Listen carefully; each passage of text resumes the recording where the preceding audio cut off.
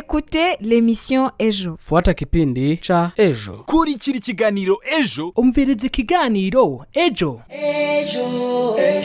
Kurikira ikiganiro Ejo umenye uko urubyiruko rwo mu karere k'ibiyaga bigari ruri guhangana n'ibibazo bitwugarije. Rubyiruko, aya mahirwe yo kuganira ku bibazo byugarije urubyiruko rw'akarere k'ibiyaga bigari ntakabacike. Ni ku 104 n'ibice 3 FM.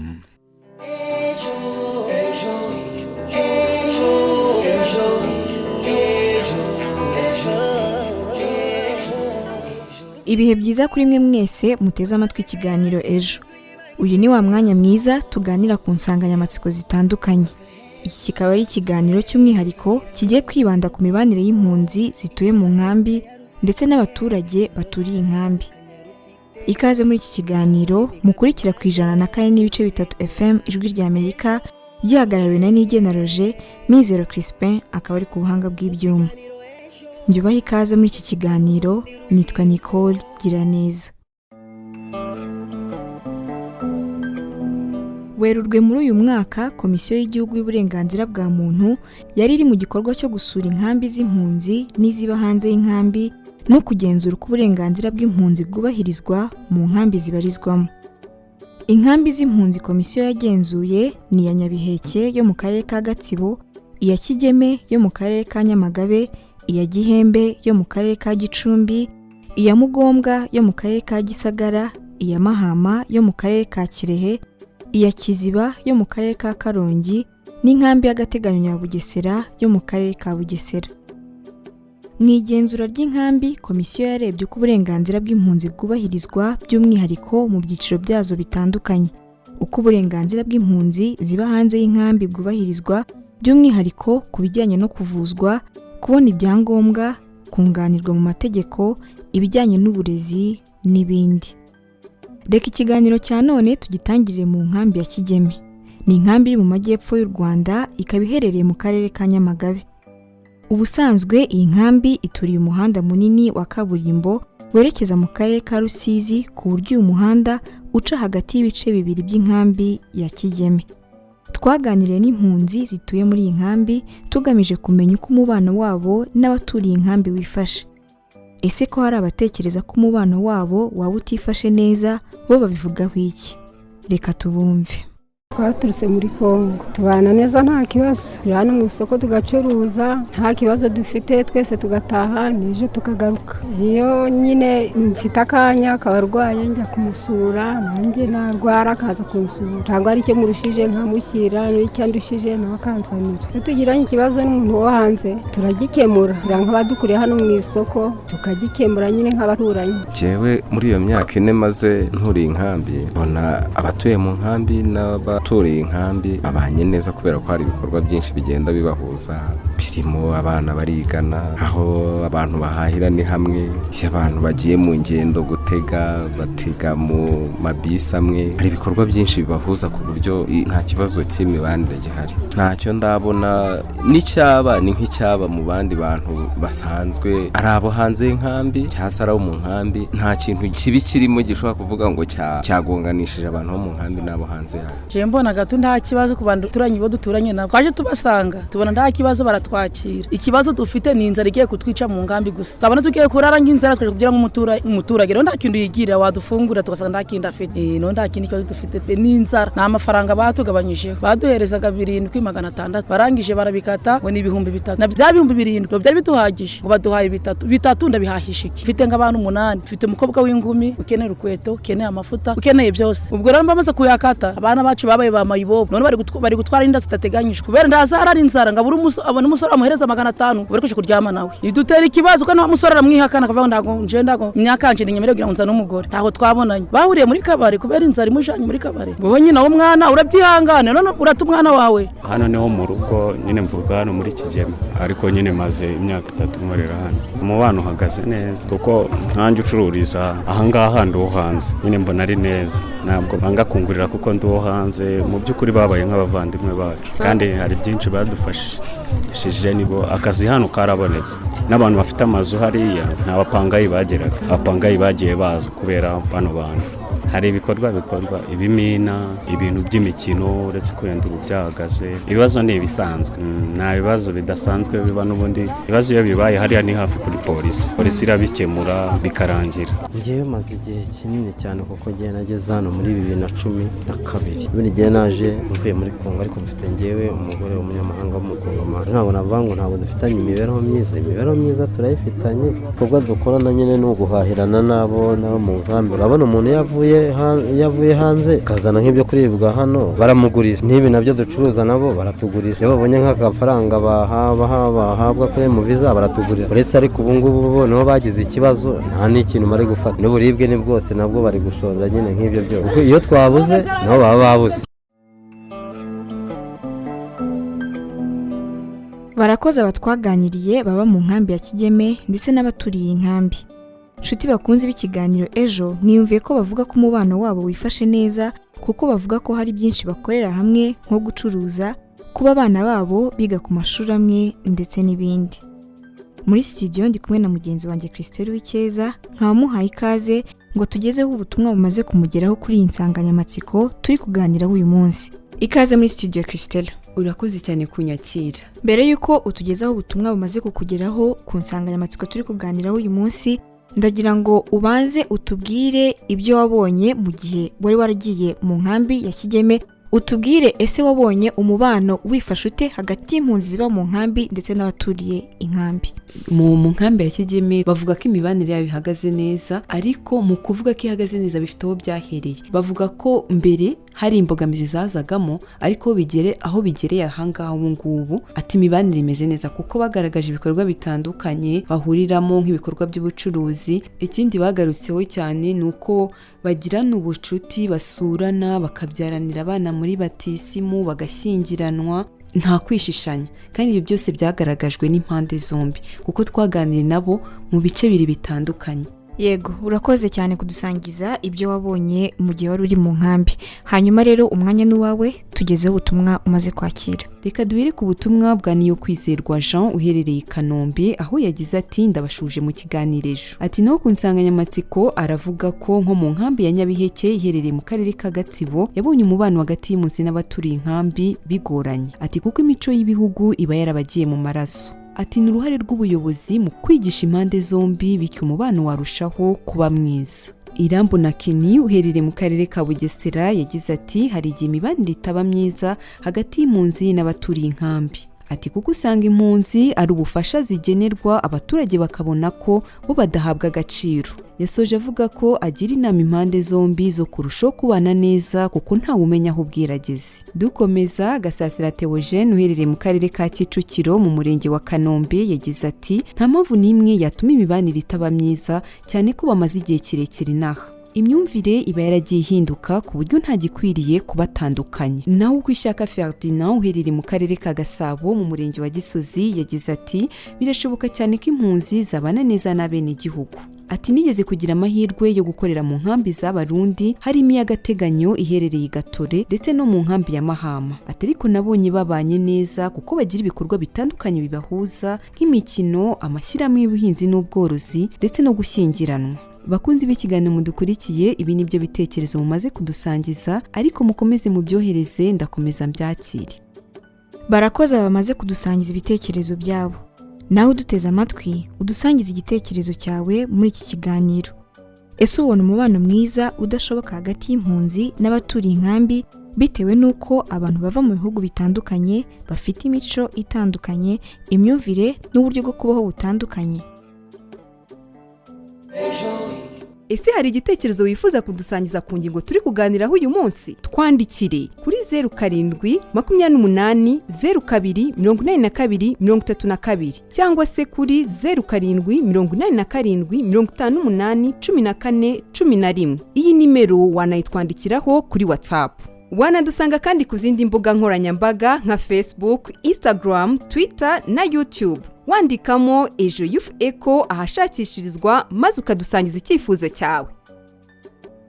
Ubushuti ni ingenzi mu mibereho ya muntu. Ibi kandi bishimangirwa na zimwe mu mvugo z'Abanyarwanda aho uzumva bagira bati inshuti ya hafi ikurutira umuvandimwe wa kure. Mugenzi wacu Marie Claire Isingizwe yanyarukiye mu karere ka Nyamagabe mu kagari ka Kigeme ahaherereye inkambi ya Kigeme icumbikiwemo impunzi z'abanyekongo kuva mu 2012. Madame Kayitesi impunzi yo muri Kongo na Madame Christine umunyarwandakazi uturiye iyi nkambi akaba anasanzwe ari umukozi w'ibitaro bya Kigeme baganiriye na Marie Claire Isingizwe uko babaye inshuti ndetse n'icyo ubucuti bwabo bubamariye bo ubwabo ndetse n'imiryango yabo muri rusange. Reka tubumve nabo.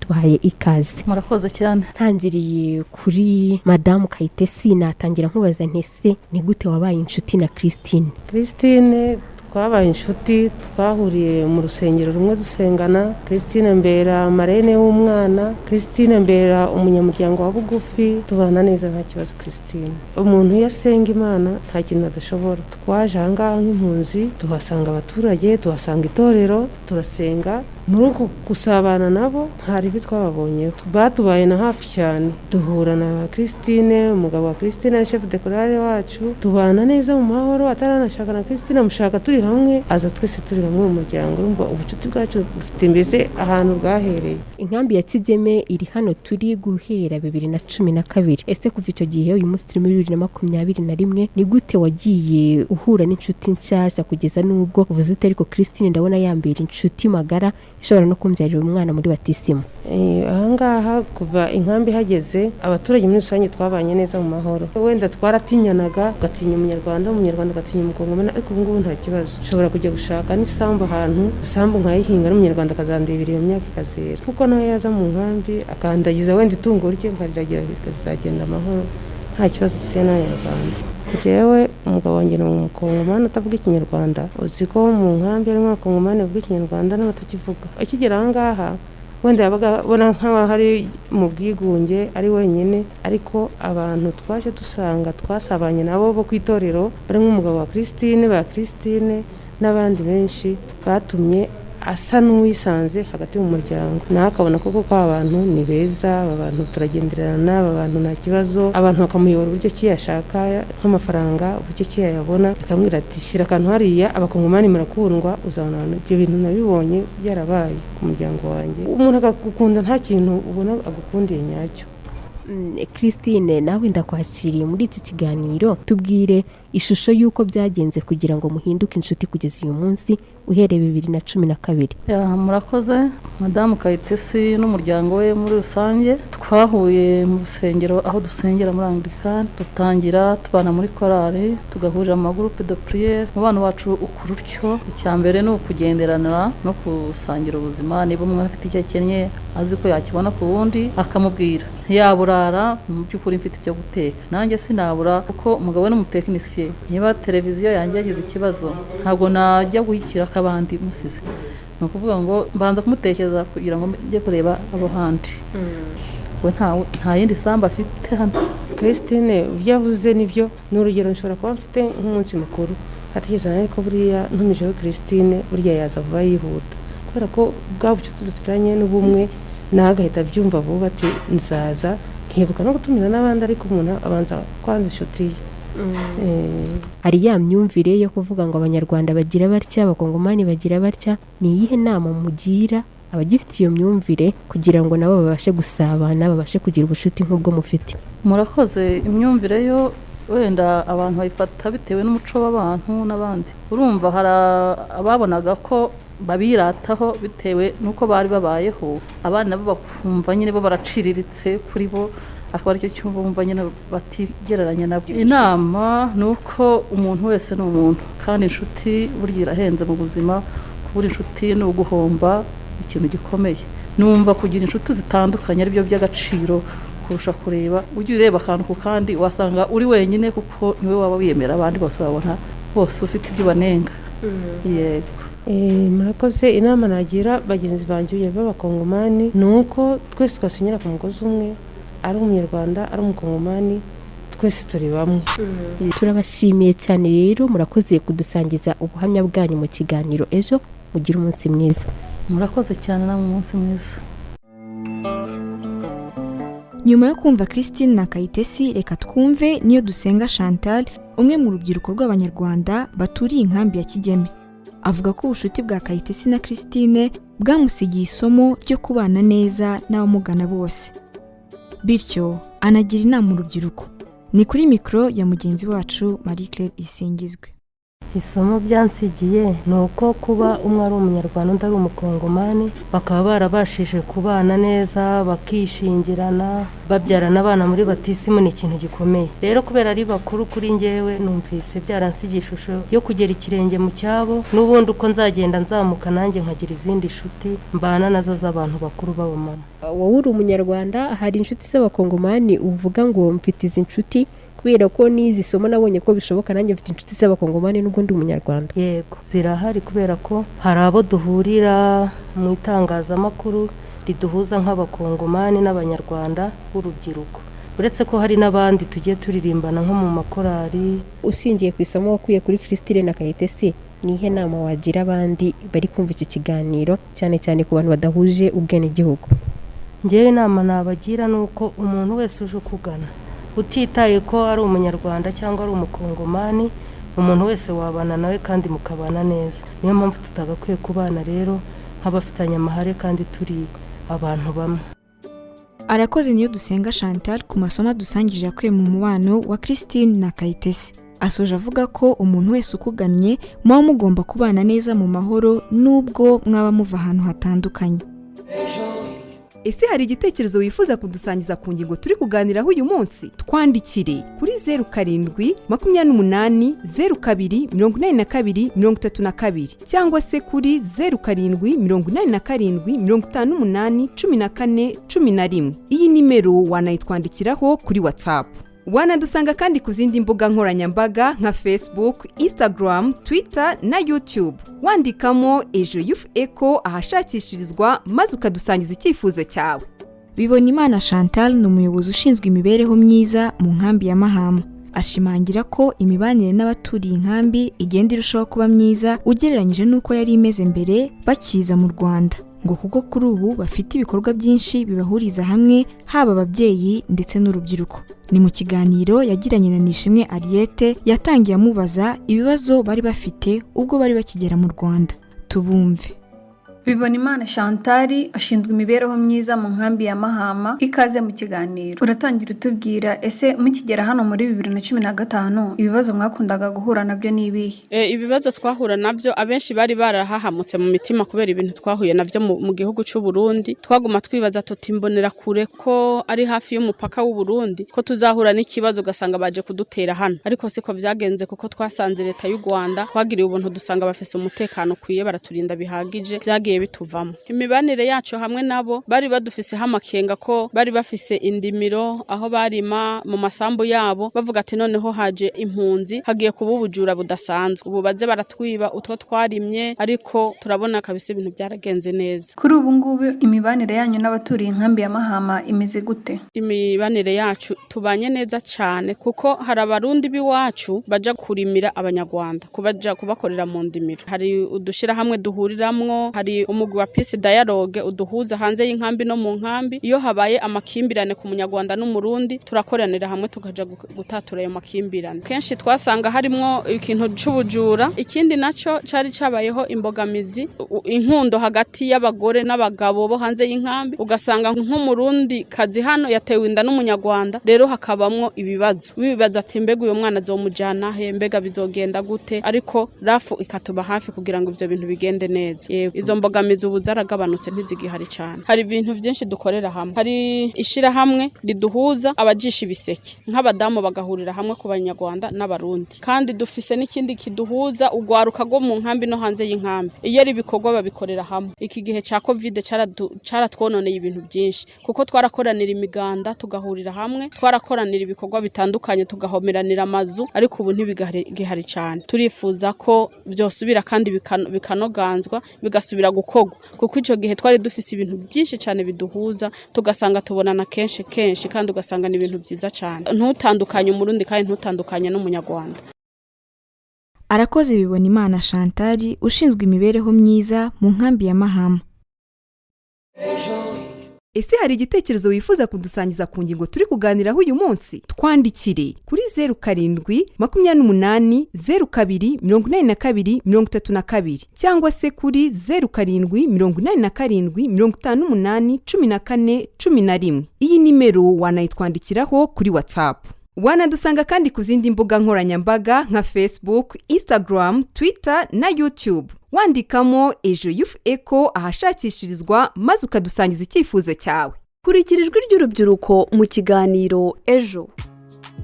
Reka dukomereze ikiganiro cyacu mu butumwa mwadusangije mu kiganiro cyatambutse ubushize cyavugaga ku mibanire y'abanyeshuri biga mu kigo kimwe badahuje ubwenegihugu. Ni ubutumwa tugezweho na Christella Uwicyeza. Bakunzi b'ikiganiro mudukurikiye ngiye kubagezaho ubutumwa mwatugejejeho ku kiganiro cyavuga ku mibanire y'abanyeshuri bava mu bihugu by'u Rwanda, Repubulika Iharanira Demokarasi ya Kongo ndetse n'u Burundi. Aho twibazaga tutese kuba abana biga ku kigo kimwe badahuje ubwenegihugu, umuco ndetse n'imibereho byaba isoko y'amakimbirane.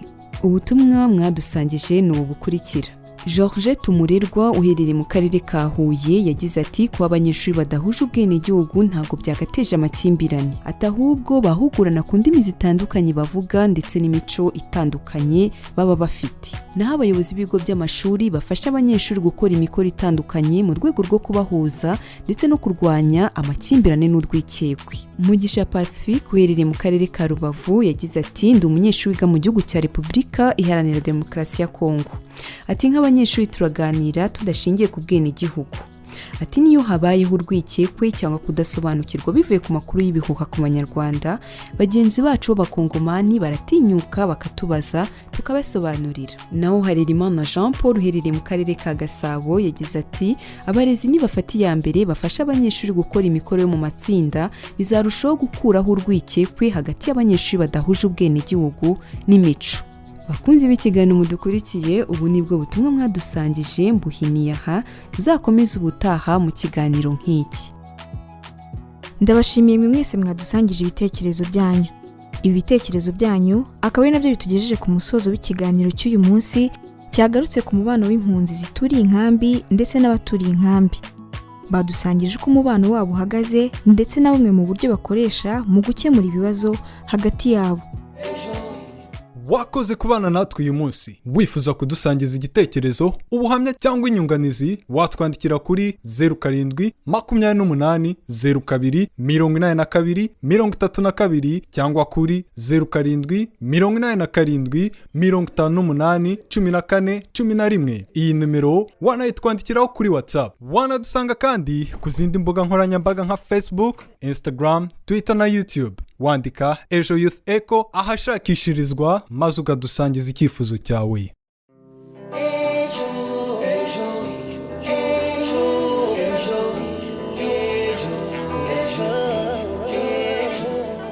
Aha rero akaba ariho dusoreje iki kiganiro cyari gihagarariwe n'Igena Roger, Mizero Crispin ari ku buhanga bw'ibyuma.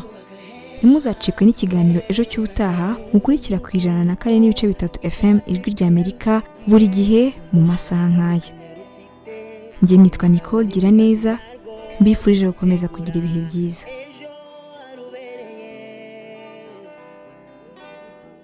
Écoutez l'émission Ejo. Fuata kipindi cha Ejo. Kurikira ikiganiro Ejo. Umviriza ikiganiro Ejo. Kurikira ikiganiro Ejo umenye uko urubyiruko rwo mu karere k'ibiyaga bigari ruri guhangana n'ibibazo bitwugarije. Rubyiruko, aya mahirwe yo kuganira ku bibazo byugarije urubyiruko rw'akarere k'ibiyaga bigari ntakabacike. Ni ku 104.3 FM.